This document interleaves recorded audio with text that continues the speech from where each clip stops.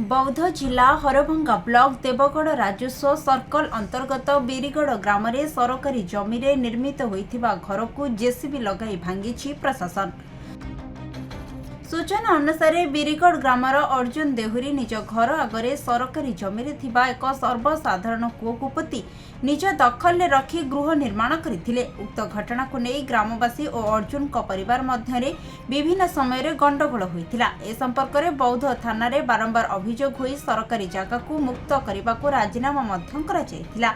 मात्र अर्जुन देहुरी कथा न मानी निज दखल रखी निर्माण काम करथिले।